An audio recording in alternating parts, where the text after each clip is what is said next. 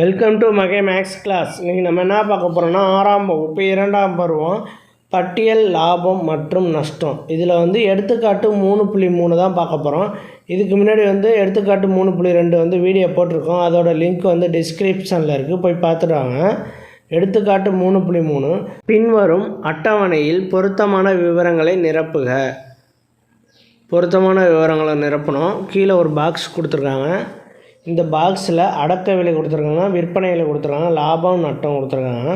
First ஒன்றுக்கு அடக்க விலை 50, விற்பனை விலை 60, லாபம் கொடுக்கல, நஷ்டம் கொடுக்கல.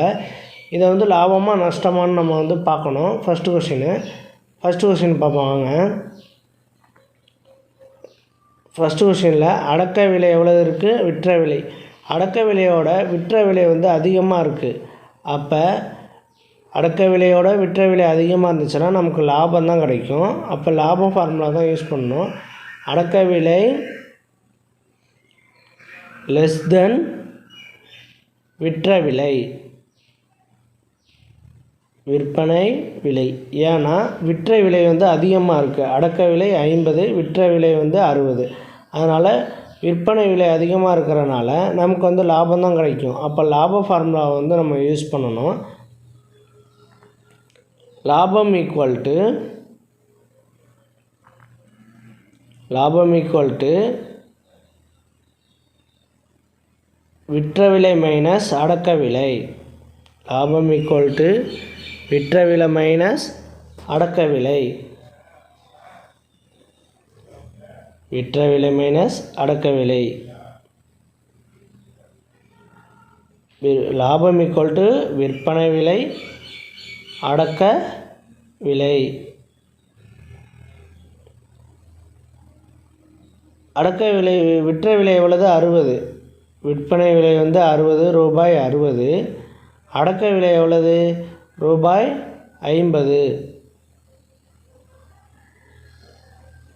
ஈக்குவல் டு இது ரெண்டையும் கழிச்சோம்னா நமக்கு மீதி கிடைக்கிறது 10. நமக்கு எவ்வளவு லாபம்? 10 ரூபாய் லாபம். அப்போ லாபம் கிடச்சிருக்கு. அப்போ லாபம் ஈக்குவல் டு 10 ரூபாய். அப்போ நட்டம் வராது. நமக்கு லாபம் கிடைச்சா நட்டம் வராது. ஓகேவா? அடுத்து 2வது கொஸ்டினை பாருங்கள். 2வது கொஸ்டினில் அடக்க விலை கொடுத்துருக்காங்க, அதே மாதிரி விற்ற விலையும் கொடுத்துருக்காங்க.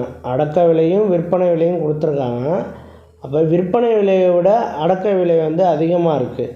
அப்போ இதை நம்ம அதே மாதிரி எழுதிக்குவோம். ஃபஸ்ட்டு சம்மில் எழுதின மாதிரியே அடக்க விலை கிரேட்டர் தென். ஏன் கிரேட்டர் தென் வருதுன்னா விற்பனை விலையோட அடக்க விலை அதிகமாக இருக்குது. அதனால் கிரேட்டர் தென் விற்பனை விலை.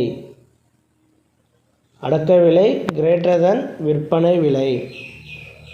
விற்பனை விலை கண்டுபிடிக்கிறது ஃபார்முலா பார்த்தோம். இப்போ அடக்க விலை அதிகமாக இருக்கனால நட்டம் ஈக்குவல் டு அடக்க விலை மைனஸ் விற்ற விலை. அடக்க விலை மைனஸ் விற்ற விலை.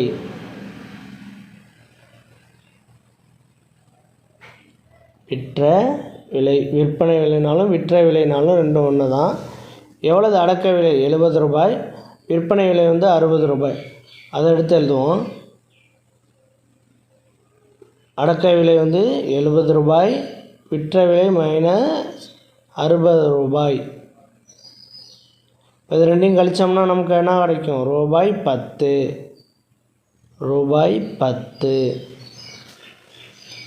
நமக்கு 2வது கொஸ்டினாக என்ன கிடச்சிருக்கு? நஷ்டம் கிடச்சிருக்கு. நட்டம் பாக்ஸில் நம்ம இப்போ 2வது கொஸ்டின் எழுதுவோம். ரூபாய் 10 லாபம் கிடைக்கல.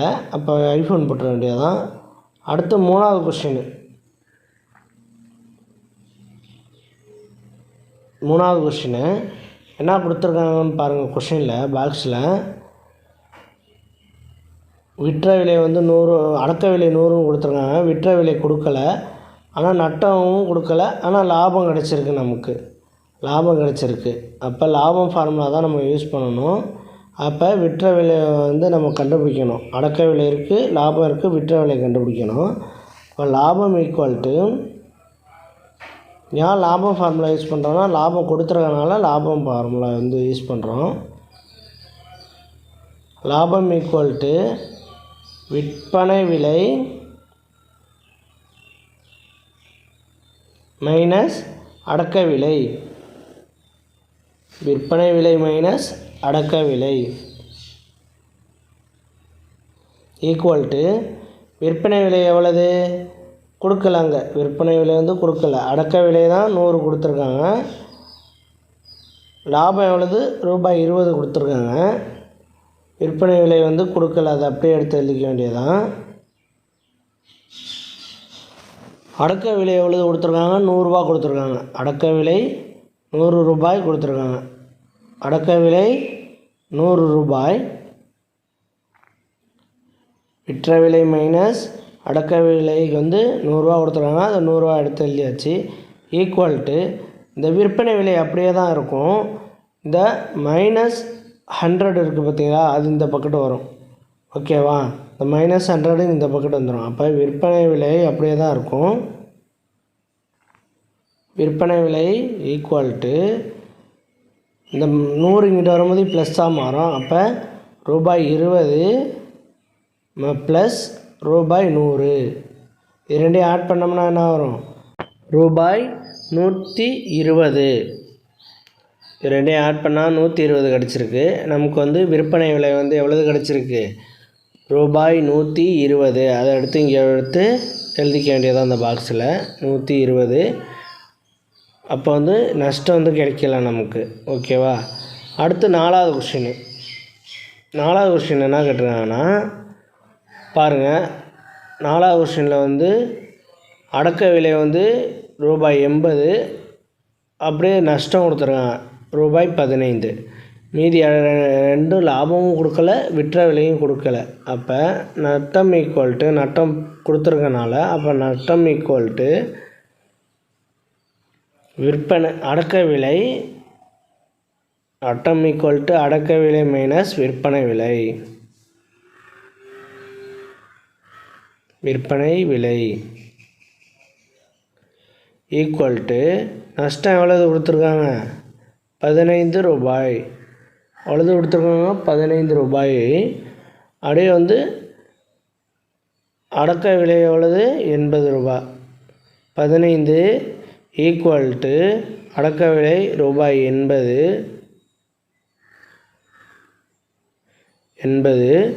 மைனஸ் விற்பனை விலை. விற்பனை விலை வந்து அப்படியே தான் இருக்கும். அடக்க விலை வந்து 80, விற்பனை விலை அதை அப்படியே எடுத்து அப்படியே எழுத வேண்டியதான். மைனஸ் விற்பனை விலை. விற்பனை விலை. இப்போ இந்த விற்பனை விலை வந்து இங்கிட்டு வந்துடும்.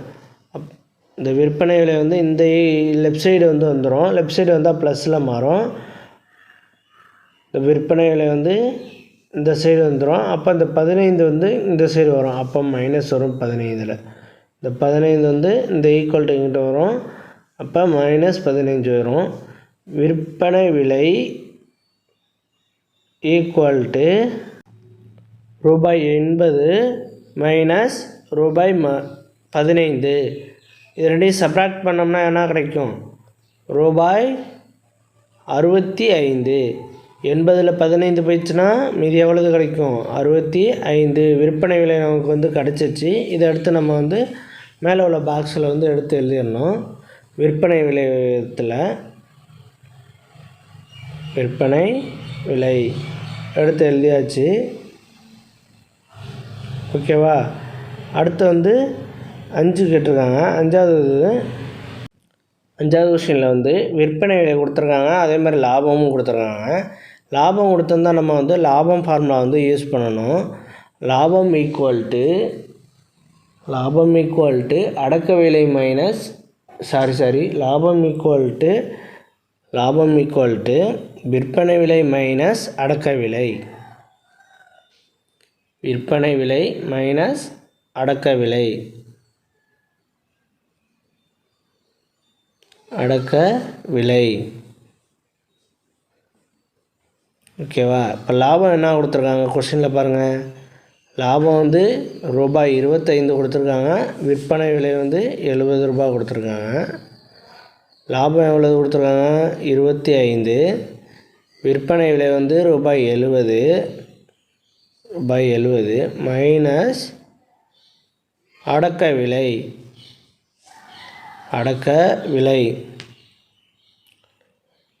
இப்போ வந்து இந்த அடக்க விலை வந்து இந்த சைடு வரும்போது ஈக்குவல் டு இங்கிட்ட வரும்போது ப்ளஸில் வரும். இந்த 25 வந்து இங்கிட்ட வந்துடும் ரைட் சைடு. அடக்க விலை ஈக்குவல் டு இந்த 25 இந்த பக்கத்து வந்துடும். ரூபாய் 70 மைனஸ் ரூபாய் 25. ஓகேவா? இப்போ 70ல் 25 போயிடுச்சுன்னா எவ்வளவு? ரூபாய் 45. என்ன கிடச்சிருக்கு? அடக்க விலை வந்து 45. அடக்க விலை எவ்வளவு? 45 ரூபாய் 45.